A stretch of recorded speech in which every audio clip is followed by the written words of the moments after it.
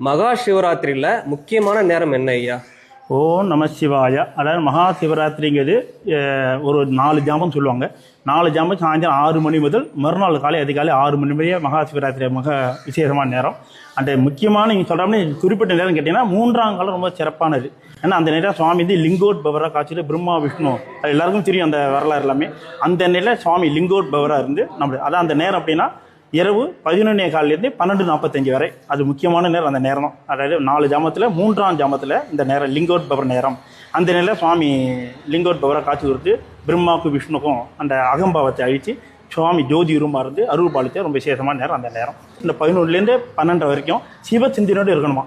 அதான் அந்த நேரத்தில் நம்ம வாயின்றி சிவபெருமானே துதிக்கணும். அதாவது சிவபெருமானை சொல்லணும், இல்லை நம சிவாய சொல்லலாம், சிவாய நம்ம சொல்லலாம், இல்லை அண்ணாமலை அரோகரா சொல்லலாம், இல்லை சிவனை பற்றியே நம்ம வாய் சொல்லணுமா. அப்படி கண்ணு சிவனை பற்றியே பார்த்துட்டு இருக்கணுமா. அதாவது கோவில் அபிஷேகம் நடக்கும், இல்லை சிவனுடைய இது அது காதும் சிவனுடைய இதை கேட்டுகிட்டே இருக்கணுமா. இல்லை சிவபுராணம் ஏதோ கேட்டோம், இல்லை கோவிலில் வேத முதல் ஹோமெல்லாம் நடக்கும், அது வந்து கேட்கலாம். அப்படியே நம்ம பாதம் வந்து சிவபெருமான் கூட நோக்கி போகணும். அதாவது கோவிலில் பிரதர்சனம் பண்ணுவாங்க.